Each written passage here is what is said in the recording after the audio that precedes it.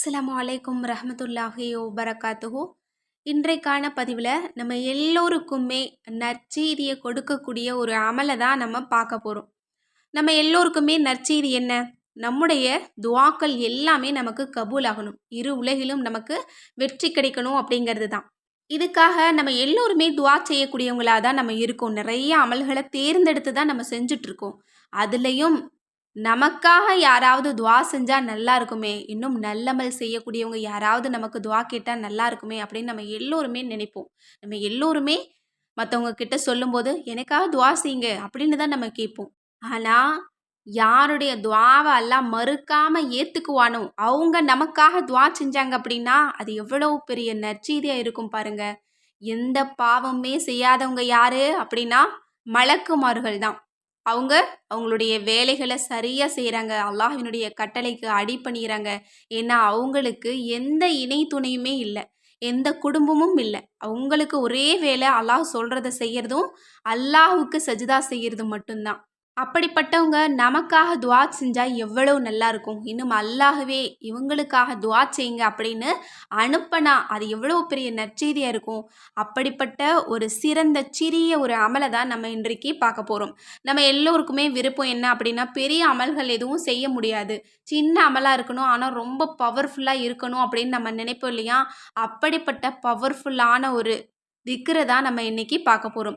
திக்ருகளில் சிறந்த திக்ரு என்ன அப்படின்னா, அல்லாஹ்வினுடைய பெயரை கொண்டு நம்ம அல்லாஹ்வை அழைக்கிறது தான் இருக்கிறதுல ரொம்ப சிறிய ஒரு அமல். நம்மால எல்லோராலும் செய்யக்கூடிய ஒரு அமல். ஆனால் இதனுடைய சிறப்பு என்ன அப்படின்னா, எல்லா அமல்களை விடவும் அல்லாஹ் நமக்கு சிறப்பு கொடுப்பான். ஏன்னா எந்த பெயரை கொண்டு அல்லாஹ்வை நம்ம அழைக்கிறோமோ அந்த பெயருக்குரிய தன்மை, அந்த பெயருக்கினுடைய சிறப்பை எல்லாம் அல்லாஹ் நமக்கு தர்றான். இன்னும் எந்த பெயரை கொண்டு கேட்டாலும் அல்லாஹ் நமது துஆவுக்கு பதில் தர்றான். நம்ம கேட்குறதையெல்லாம் நமக்கு கொடுக்குறான். எனவே ஒவ்வொரு பெயரையும் நம்ம எடுத்து தேர்ந்தெடுத்து அதை நம்ம திக்ரு செஞ்சோம் அப்படின்னா, கண்டிப்பாக அதனுடைய சிறப்பும் ரஹ்மத்தும் பரக்கத்தும் நமக்கு கிடைத்தே தீரும். இன்றைக்கு அப்படி நம்ம பார்க்க போகிற அல்லாஹ்வினுடைய ஒரு சிறந்த திருநாமம் என்ன அப்படின்னா, அதுதான் யா கரீமு. இந்த கரீமினுடைய அர்த்தம் என்ன அப்படின்னா, சங்கையானவன், கண்ணியமானவன், வல்லற்றன்மையுடையவன். இன்னும் ஏராளமான சிறப்புக்கள் பெயர்கள் இந்த ஒரு பெயருக்கு உண்டு. இந்த ஒரு திருநாமத்தை நம்ம தூங்குறதுக்கு முன்னாடி திக்ரு செஞ்சுட்டு நம்ம தூங்கணும் அப்படின்னா, எல்லா மக்களும் நம்மளை கண்ணியமாக நடத்துவாங்களாம். அல்லாஹ்வினுடைய அருளும் நமக்கு கிடைக்குமா. இன்னும் வானவர்களே இந்த பெயரை உச்சரிக்கக்கூடிய மக்களை கண்ணியமானே அப்படின்னு தான் அழைப்பாங்களாம். எவ்வளோ பெரிய சிறப்பு இருக்குது பாருங்கள் இந்த பெயரை நம்ம சொல்கிறதுக்கு. இன்னும் இந்த திருநாமத்தை தான் ஹல்ரத் அலி ரலியல்லாஹு அன்ஹு அவங்க அதிகம் ஓதி வந்திருக்காங்க. அதனால தான் அவங்களுடைய பெயருக்கு பின்னாடி கர்ரமஹுல்லாஹ் என்ற அடைமொழியும் அவங்களுக்கு கொடுக்கப்பட்டிருக்கு. எனவே இது அலி ரலியல்லாஹு அன்ஹு அவங்க ஓதிய சிறந்த இஸ்மு அப்படின்னு பெயர் பெற்ற ஒரு இஸ்மா இருக்குது. இதற்கு ஏராளமான சிறப்புகள் சொல்லப்படுது.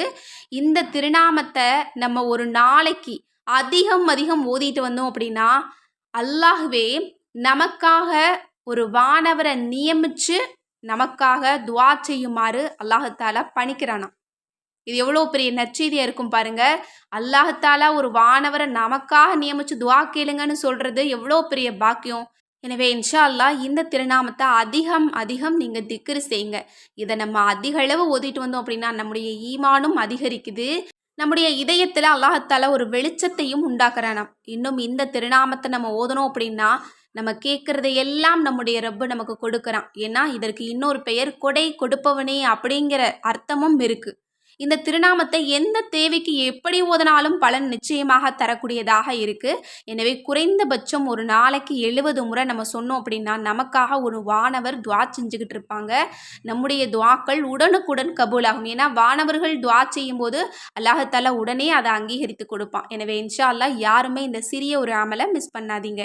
எனவே இந்த சிறந்த ஒரு திருநாமத்தை ஓதி இதனுடைய சிறப்பையும் பலனையும் அடைந்து கொள்ள எல்லாம் வல்ல அல்லாஹ் நம் அனைவருக்கும் நற்கிருபை செய்வானாக.